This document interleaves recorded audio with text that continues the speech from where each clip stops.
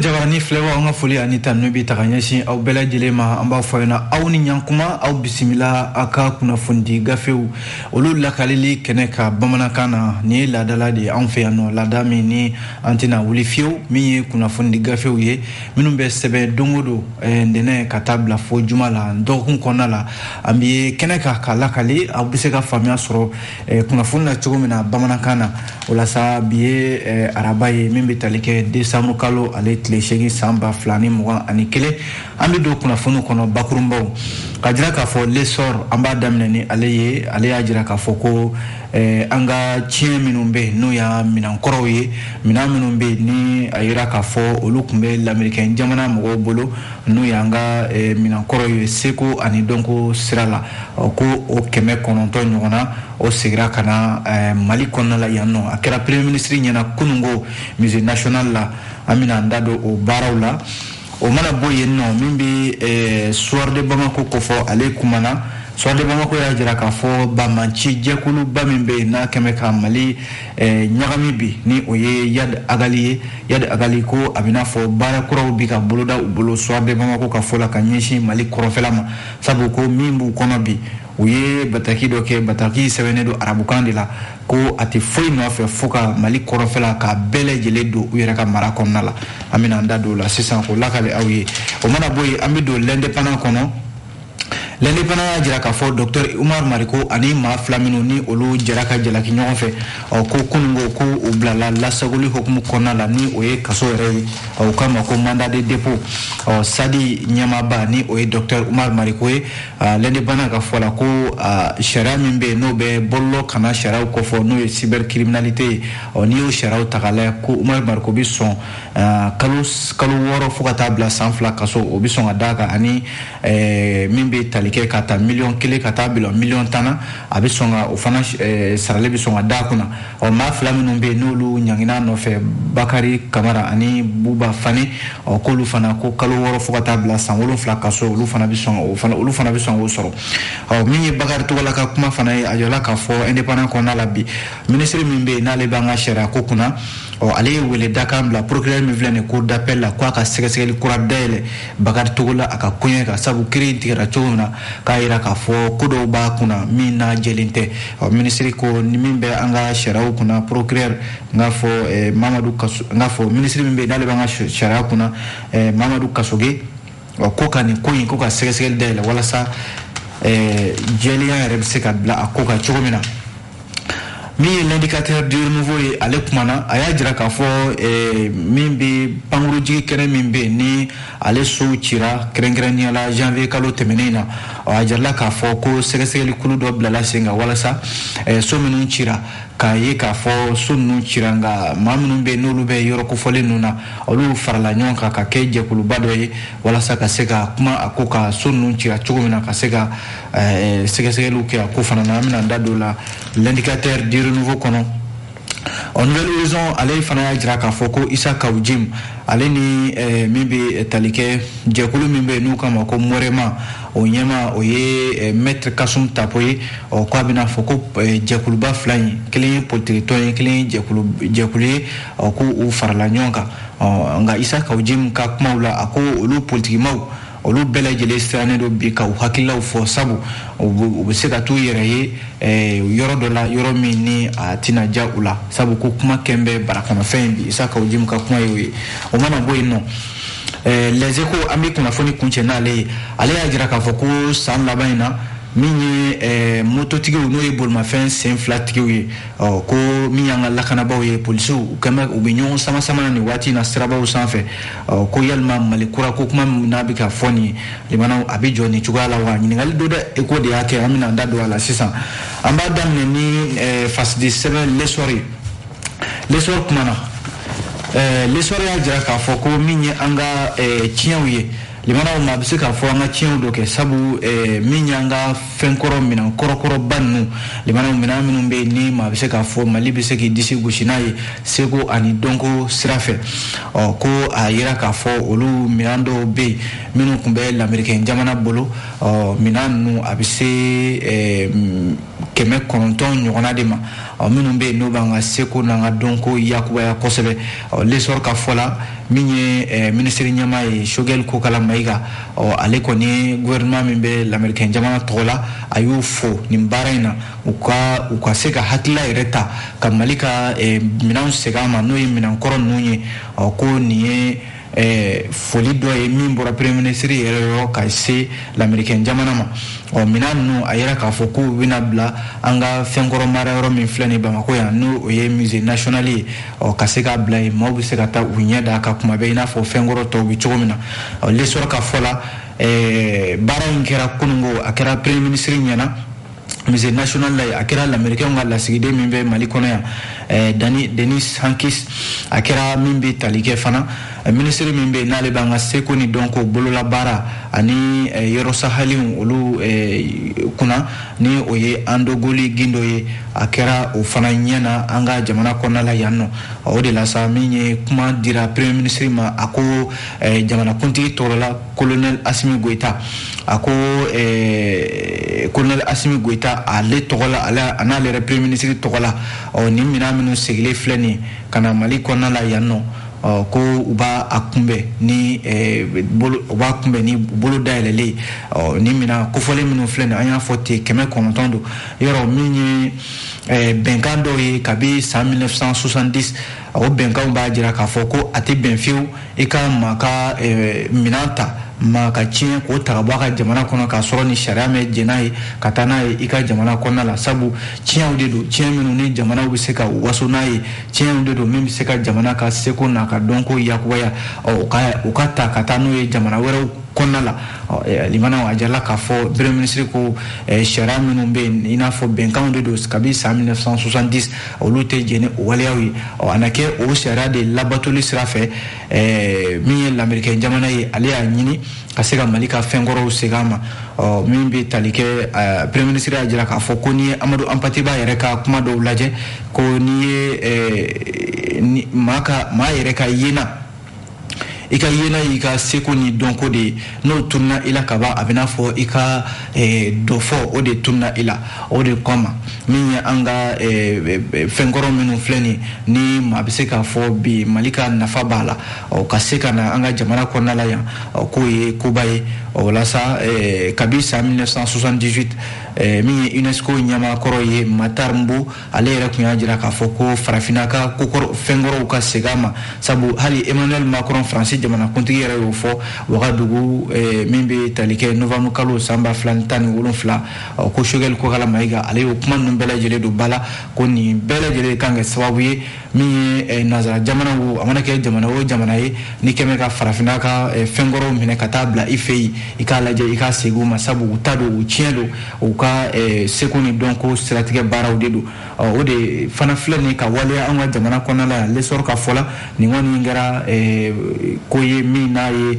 maaw nisɔndiya kosɛbɛ o la a jarala k'a fɔ kunungo premier ministre kɔni ale ye folikan kɛrɛnkɛrɛnnen ɲɛsin l'Américain jamana ma sabu u ye hakilila sɔrɔ ka Mali ka nin fɛnkɔrɔ ninnu segin a ma limanaw ko Mali ni l'Américain jamana cɛ ko yɔrɔ kabi san 2008 ka taa bila san 2011 na k'a bɛna fɔ minɛn ninnu limanaw u sonyɛnna de minɛn ninnu sonyɛnna de ka bɔ jamana kɔnɔ yan ka taa n'u ye l'Américain jamana kɔnɔ dɔɔni dɔɔni ko bi na u segira kɔ ka minɛn ninnu segin an ma kunnafoni filɛ limanaw an ye nin bɔ lesɔr kɔnɔ n'an ye lesɔr bila an bɛ don min ye le soir de Bamako kɔnɔ soir de Bamako y'a jira k'a fɔ terroriste ɲɛmaaba min bɛ Mali kɔnɔ yan ni o ye Yad Agali ye jatigɛ wale ale de b'o sarada fan bɛɛ lajɛlen fɛ Mali la yan nɔ a jirala k'a fɔ ko Yad Agali a na kɛ u ye ɲɔgɔn ye dɔ boloda Mali kɔrɔnfɛla in na ɲɔgɔn ye de kɔfɛ a yɛrɛ n'a ka jɛkulu dɔw ni ɲɔgɔn cɛ o de ɲɔgɔn ye kɔfɛ Yad Agali ani a jɛw ani maa minnu bɛ baara la ɲɔgɔn fɛ k'a bɛna fɔ k'u bɛ fɛ ka baara kura dɔ de boloda baara kura min n'o bɛ kɛ sababu yɛrɛ ye Mali kɔrɔnfɛla fan caman ka o minɛ k'a don u yɛrɛ ka bɛrɛ la ko baara min ye nin ye ko a na kɛ a ɲɛfɔra lɛtiri dɔ de kɔnɔ lɛtiri min ni a bɛna fɔ sariya dɔnbagana dɔ de b'u yɛrɛ cɛla ye o de ye lɛtiri sɛbɛn larabukan na lettre o ka soir de Bamako ka sɔrɔ ka kono kuma bɛɛ lajɛlen bama yɛlɛma bamanankan na nka maa dɔ de bɛ yen min n'ale bɛ groupe de soutien à l'islam et aux musulmans kɔnɔna la n'u k'a ma ko Abu Allah Numan Allah Shakiti olu de ye kuma yɛlɛma nanzarakan na walasa maaw bɛ se k'a faamuya cogo min na limanaw n'i ye jateminɛ kɛ nin baara in tɛ dɔwɛrɛ ye ko groupe de soutien à l'islam et aux musulmans n'o ye JISIM ye ani jɛkulumisɛnnin minnu bɛ yen i n'a fɔ Mujahideen olu de bɛ ka nin baara in kolokolo u yɛrɛ dama ni ɲɔgɔn cɛ ko Mali kɔrɔnfɛla yɔrɔ kɔsa in na Faransi jamana ka kɛlɛcɛw olu bɛ ka u torin dɔɔni ka bɔ Mali kɔrɔnfɛla la i n'a fɔ Kidal ni Menaka ni Tawudeni ninnu ko Yad Agali ninnu bɛ fɛ ka u cogo kokura ninnu de nɔ na walasa ka se ka kɔrɔnfɛla in k'a bɛɛ lajɛlen minɛ k'a don u ka bɛrɛ la ko Mujahideen ani Yad Agali ka nin jɛkuluba in n'o ye groupe de soutien à l'islam et aux musulmans ye ko u bɛ fɛ ka hali marabolo kura dɔ de dilan ka n'u k'a ma ko région de Kidal o région de Kidal limanaw min bɛ tali kɛ Tesaleti b'a la Abibara b'a la Tezawanten o b'a la ka taa se Agel Hokma k'u bɛna hali marabolo ɲɛmaa n'o ye gouverneur ye u bɛna sugandi ka bila a ko hukumu kɔnɔ o tɔgɔ de ye ko Abu Mariam Asidati ko o de bɛna yɔrɔ kofɔli a mara ta ba la limanaw nin ye kabako kuma yɛrɛ dan de ye o la sa n'i ye jateminɛ kɛ ko yɔrɔ in u bɛna a marabolo de wele ko l'Arneb région de l'Arneb o la sa gouverneur min n'a fɔra k'u bɛna bila nin yɔrɔ in kunna yɔrɔ in a dancɛ minnu n'olu fana fɔra la soit de Bamako ka fɔ la a dancɛ ka taa kɔrɔnfɛla la o bɛ taa Kidal min ye a tilebiyanfan o bɛ taa Mauritanie a tilebiyanfan o bɛ taa min bɛ tali kɛ Tombouctou min y'a worodugu yanfan ye o bɛ taa Masina fan fɛ min ye Bani yanfan ye o bɛ taa Mouti Sévaré ani ka na fɔ Segu Ombori o yɔrɔ fanfɛlaw la nin kɔnɔ min filɛ nin n'a fɔra nin ye a jalila k'a fɔ ko Yad Agali ka mɔgɔw u bɛ ka nin labɛn de kɛ limanaw ka se ka nin yɔrɔ kofɔlen k'a don u ka bɛrɛ la nka jateminɛkɛlaw minnu bɛ yen n'olu sigin bɛ ka nin ko lajɛ n'o olu y'u fɛla fɔ k'a bɛna fɔ ko Yad Agali ka nin jɛkulu in k'a bɛna fɔ u ye nin baara in daminɛ a bɛ san caman bɔ limanaw nin ye mun ye ka an ka jamana faamaw k'u lasɔmi n'u tɛ ko kalama u ka bɔ ko kalama n'u tɛ nin ko in kalama limanaw u k'a dɔn k'a fɔ Yad Agali a n'a ka jɛkulu k'u bɛ labɛn na min ye jamana kɔrɔyanfan ye yɔrɔ minnu fɛlen filɛ nin ye k'a don u ka bɛrɛ la wa u bɛ fɛ ka yɔrɔ yɛrɛ bama yɛlɛma k'a don u yɛrɛ ka bɛrɛ la k'a kɛ u ta ye k'u sigi a kan ka marabolo sugandi wa ka maaw sugandi minnu bɛ se ka a marabolo olu minɛ maa lasɔminen o ye suba ye dɛ limanaw kunnafoni filɛ an ye nin bɔ le soir de Bamako kɔnɔ n'an bɔra soir de Bamako kɔnɔ an bɛ don l'indépendant kɔnɔ l'indépendant kumana limanaw l'indépendant y'a jira k'a fɔ ko min ye docteur Umar Mariko ani maa fila bɛ yen olu de ɲangina sariya fɛ k'a fɔ ko kumakan dɔ bɛ yen kumakan min n'o taara a yɛrɛ sɔrɔ bɔlɔlɔw sanfɛ kumakan in limanaw a n'a ye k'a fɔ ko min bɛ tali kɛ docteur Umar Mariko ko a n'a kɛ a ye nɛni de kɛ nɛni jugubaw yɛrɛ ka ɲɛsin premier ministre Choguel Kokala Mayiga ma o la sa Sadi ka pasali politiki tɔn ɲɛmaaba n'o ye docteur Umar Mariko ye sariya min bɛ yen n'o bɛ bɔlɔlɔ kanana kow fɔ n'o ye cybercriminalité ye n'i y'o sariyaw ta k'a lajɛ limanaw a bɛ ye k'a fɔ a sariya ninnu min taara n'a fɔ novembre kalo san 2019 ko article dɔ bɛ yen n'u k'a ma article 21 ni sariya kelen kan ko n'i ye ɲangini la ko Umar Mariko k'a bɛ sɔn ka kalo 6 kaso ka taa bila san 2 kaso o bɛ sɔn ka d'a kun ani $1,000,000 fo ka taa bila $1,000,000 na o fana bɛ sɔn ka d'a kunna min y'a nɔfɛma fila minnu ni olu fana ɲangina Bakari Kamara ko ani Buba Fani yɔrɔ Bakari Kamara tɔgɔ in a na kɛ ale de ye kumakan in ta nka maa min kɛra sababu ye ka kumakan in ta k'a bila bɔlɔlɔw sanfɛ ni bɛɛ lajɛlen bɔra kalama maa minnu bɛ sariya kunna minnu b'a ɲɛdɔn olu y'a jira k'a fɔ ko article dɔ bɛ article 55 ani 56 o fana b'a jira k'a fɔ ko min ye Buba Fani walima Bakari Kamara k'u fana bɛ sɔn ka kalo 6 fo ka taa bila san 7 kaso u bɛ sɔn ka da u kunna ani k'a ta sefa wari 100,000 ka taa bila $1,000,000 na o fana bɛ sɔn ka da u kunna limana ni ko ina na chomina o ye ka fo kuma kan mi no obora Dr Omar Mariko na le anake kuma chama ba kono jalaki min bine do aka nu kama ko injure grossière limana o yin ni jugudi o la sa communicateur tribunal ale de ko inta ka procureur min be limana ka mandat de dépôt da Omar Mariko ka alamene kunungo akele ko ka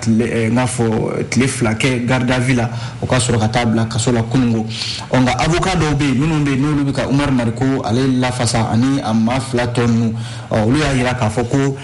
mandat de dépôt no e ka bla ka sola folo yani kiri ka tige lu ya jira ka foko koninte siraye sirami no e shara ka siraye ko e shara sosoy o mamin be na le debe shara ngafo Omar Mariko minun be ku la fasa avocat no maître Mamadou Ismaël Konaté ale communiqué doke ka fo ana barake nyon ko mandat de dépôt mendara Omar Mariko na ma flato nu ka ko shara sosodo lu ko ni na faranyon ka shara be fenfe fo akola ka sega nunu la fasa limana nu ko yere ani maminga ko nyen bolero ni ba no tada nyon koro no belejele kelini ko ye isa kawjim ka ko ye sente ma korodo ko nga Omar Mariko nu luka kiri blale do ka février kalo sankora na ton samba flani mwani fla otli temps ani duru nambora ino limana yana ngabo indépendant kono halsa shara ka kumaula ko minyi yoro bagari togola akumvora ko foi maye bagari togola ani matani kele menumbe ni oluka kiri tigera kube krengreni mi no kun sigile do wala sa soro mamnumbe no lu yira furban na folo dunina limana bagar tugula na no fe mata ni kelen oluka kiri kun tigela akusa tigela bagar tugula na no fe mata ni kelen akun fora ka fo foi maye unona ku tege jera akula na limana indépendant ga fola ministre mimbe na le de banga shara ko an ramadian hake kun kuna Mamadou Kasoge ale lettre do ci kungo tarata kanyishi procureur mimbe cour d'appel la ko aka segal do dale segali mi no bina ke sababu ye ka sega ni commune fleni ni affaire min be no kama ko ministère public contre Bakar Togola ana anno fe jama to ko ka kuna foni chama ni aka sabu kwa yira ka fo min bi talike mamunu be no lu kirintige ko waliya do yira ufe waliya minu na siga yere kele do ala o kama ko programme be cour d'appel la aka segali daile juna wala sa minye fen yele o be se ka da ni ko inka o ka se ka da akoka ko note ko sharati gra tugumna ministry ka fola ko abina fo ko do be olu jengene do kirin kola o hakila jigina de mana Bakar Togola ni ano fe jamanu jalaki min bino do ka o e ka fo ko o e forba nafulo o tege yira ola ani ka papier kolondla ani ka minye nafulo yere ka punta ka bo ataro ka sefa wari milliard kononto ana kunganfe min bi talike korisen no ka wari no ye retourner coton culture ode nafulo do la sa mamnumbe no ye fédération régionale des producteurs de coton de Kita samba flani tan sabakana bla samba flantan konontona o ma kelemba la no solomadi Keita ata c'est très originalement Mimbi Talike Pierre Doumbia ani fédération régionale de producteurs de coton Fana au HVN Seydou Koulibaly ani Ukay Jate Keba ni oye kitaka ufeyeno skorsenna minumbe uluka ton Madi Keita olu debe ako hokum kona la fokata se Idrissa Traoré Djiba Di Anfa Koulibaly Chaise Koulibaly Alou Damele Mamadou Fomba Jala Moussa Damele ani Brahima Koulibaly cour d'assises mi na le cour d'assises krengreni na nunga critique ka foko foi maye unona konga limana ministre ko aka batakin konnala koni ni segali nana ke kaye ka foko tanama ko do yera la walma ko jengene do yera ni kirin tabula limana critique la minu kirin tige ko fana bisonga ko sora de sabu shara de afo ma cité shara sans fait kuna foni fle ne ka kumatin anya bo l'indépendant alegre konnala nangora l'indépendant kono ami domini l'indicateur du renouveau ale kumana l'indicateur y'a dira k'a fɔ ko yɔrɔ dugukolo minnu bɛ yen ni olu bɛ zone aéroportière ko fɔ a jirala k'a fɔ waati tɛmɛnenw na o yɔrɔ dugukolo kun a so minnu kun jɔra a yɔrɔ kofɔlen in na Libana o so ninnu kun cira a na kɛ jɛkulu dɔ de farala ɲɔgɔn kan ni o ye plateforme dɔ ye sigiba minnu bɛ yen n'olu bɛ pankuru jigi kɛnɛ na n'u k'a ma ko zone aéroportière olu de farala ɲɔgɔn kan ntɛnɛn tɛmɛnen san 2021 senukaw fɛ yen u ye jɛrɛ dɔ kɛ walasa ka se ka u ka ciden 4 bɛ yen ka o bila sɛgɛsɛgɛli kulu dɔ kɔnɔ n'o ye commission d'enquête dɔ ye walasa yɔrɔ min bɛ yen ni o ye zone aéroportière ye na a sow cira ka se ka u fana ka se ka u ka kuma fɔ kun jumɛn na olu sigin bɛ yen so ninnu cira kun jumɛn na sabu ko olu yɛrɛ ka fɔ la u kun ye ni laɲini kɛ gouvernement fɛ a mɛnna o la sa u ye kɛnɛ min sigi n'u ye a kɛ kunnafoni kɛnɛ ye Abdul Salam Togola ale yɛrɛ de kun ye kumatigi ye a y'a jira k'a fɔ kabi kow daminɛ na olu kun ye jamana faamaw ladɔnniya k'a fɔ zone aéroportière n'o ye pankuru jigi kɛnɛ ka kɛnɛ yɛrɛ ye ko so minnu jɔlen don a la n'a sow cira ko ka sɛgɛsɛgɛli kulu dɔ bila sen kan joona walasa tiɲɛ bɛ se ka da a ko la cogo min na ko nka olu nana a kumaw de mɛn réseaux sociaux kan tiɲɛ don a kɔni diyara u ye nka a ka kan fana olu ka u ka maakofɔlen minnu bɛ yen ni olu de ye sigiyɔrɔ sigibaw ye u fana ka se ka ye a sɛgɛsɛgɛli kulu in kɔnɔna la o de la u ye maa 4 sugandi ntɛnɛn tɛmɛnen olu ka se ka bila a ko hukumu kɔnɔ olu la Abdul Salam Togola b'a la Yusufu Jalo b'a la Abdoulaye Kulubali ani Boyo Konta olu de bina bila min ye zone aéroportière maa minnu ka sow cira olu de bina taa kuma olu fana tɔgɔ la limana walasa maliden bɛɛ ka tiɲɛ dɔn zone aéroportière so minnu jɔlen don a yɔrɔ la n'a sow cira janvier kalo tɛmɛnen u ka se k'a dɔn kun jumɛn na so ninnu cira ani min bɛ se ka kɛ ka se ka ninnu sigidalama ninnu fana ka hakɛw di u ma kunnafoni filɛ an ye nin bɔ l'indicateur du renouveau kɔnɔ n'an ye l'indicateur bila an bɛ don min ye Nouvelle Horizon ale kɔnɔna la Nouvelle Horizon kumana Nouvelle Horizon y'a jira k'a fɔ nin wagati in na limana ko min bɛ tali kɛ Isa Kawujim ale ni min bɛ Morema o tɛ dɔ wɛrɛ ye o jɛkulu dɔ de don min bɛ kɛrɛnkɛrɛnnenya la Maître Kasum Tapo ale tɔgɔ la k'a bɛna fɔ Isa Kawujim ka politique tɔn n'o ye ACRT parti faso ka wele ko nin jɛkulu fila in y'a ɲini ka fara ɲɔgɔn kan sabu k'u ka hakililaw ye kelen ye nka o sen fɛ Isa Kawujim y'a jira k'a fɔ olu politikimaw tiɲɛ yɛrɛ la bi olu sirannen don u sirannen don mun na sabu ko kuma bɛ kuma la bi n'i ma farati n'o bɔr'i da limanaw i bɛ sɔn k'i yɛrɛ ye hakɛ dɔ kɔnɔ min tɛ bɛn e yɛrɛ ma o de la ni dɔw ko dɔw ka hakilila la ko min ye Maître Kasum Tapo ye ani Isa Kawujim ka ni jɛrɛ in ko a bɛ n'a fɔ yɔrɔ Maître Kasum Tapo ale de Isa Kawujim lafasa k'a to kiri ɲɛma k'a bɛ n'a fɔ a n'a ka client de ye ɲɔgɔn ye dɔw ko ayi ko nin ye hakilila kelen de ye Maître Kasum Tapo ani Isa Kawujim ka politique tɔn fila in ko u ka hakililaw de ye kelen ye démocratie de y'o fɔ ni aw ko k'aw ka hakililaw ye kelen ye sariya b'o yamaruya a ka fara ɲɔgɔn kan basi foyi t'o la o de la an bɛ don min na ko bi min ye ACRT faso ka wele ani mouvement pour la refondation du Mali n'u k'a ma ko Morema Maître Kasum Tapo ka tɔn don u y'a ɲini ko ka fara ɲɔgɔn kan bi jamana u ka kumaw la Maître Kasum Tapo yɛrɛ y'a jira k'a fɔ ko bi Mali démocratie bɛ lahalaya min na bi tiɲɛ na ko bagabaga b'a nɔfɛ sabu ko an bagabagalen don min ye CEDEAO fɛ an bagabagalen don Union africaine fɛ munna an yɛrɛ damaw bɛ an yɛrɛ bagabaga an ka jamana kɔnɔna la yan nɔ Maître Kasum Tapo ko tiɲɛ na bi ale bɛ min fɔ o ye k'a fɔ Mali la yan nɔ a ka kan an ka jamana bila fɛn bɛɛ lajɛlen sanfɛ an kana yɛrɛ k'o kɛ jamana taabolo ye n'o tɛ a y'i da don hali Umaru Mariko Sadi ɲɛmaaba o ka minɛni min kɛra kɔsa in na a ko Umaru Mariko ko a bɛ n'a fɔ Umaru Mariko ka minɛni na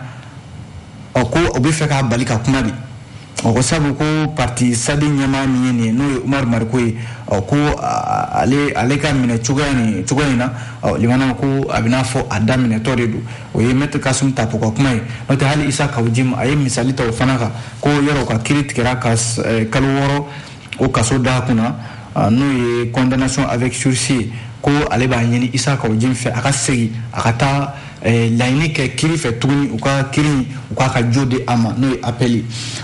maître Kasum tapoka kuma ukero ye ngami ACRT faso ka wele nyama yare Isa Kawjim de mana aka kuma la ay kuma chama fo mi jamana bi se ka basi chomina jamana bi se ka do berela chomina jamana de ngana fonyongo ani fana ben kam se ka ke kala taw kala be jona basigi bi se kana anga jamana kona la minye ko korotolunye jamana nyimo ku nyeshi oma ona nyona chama Isa Kawjim ka kuma kero nga miyala kuma kulona yoro ye ni Isa Kawjim yo fo ko bi malila ya no politiquement chama de be minu ni sirambu kono ka yala o yi ka fo ni ma farati kuma bi kuma labi de mana ko bo ida a ita nya amai o mana boy de mana ale nouvelle horizon kilin konna la min bi talike bangara kaw fe yoro wali jugu min kera bamanci jekulu maw fe kanyishi duguduma no ye dogojola do ye uboto dugu min be nu kama ko songo juma temene décembre kalo tile saba ku kunda bangara suguka limana bamanci maw de fleka tabbe ni makofole nuka ka ubone unina o de kofesa bangara kaw ya ye ka fo ni ko ye de komina ye olu dusu kasi kosebe o chama ye bambolo da nuka ko désobéissance civile ka fo ko jamana ka fenfe be utedo adafe o fana shara bo yamara jamana de bolo o de la ko o de kofesa jakulu do be nuka ko mouvement irewolo debout sur les remparts olu ye kuna fondi keno sigi kungo trata o nyama ye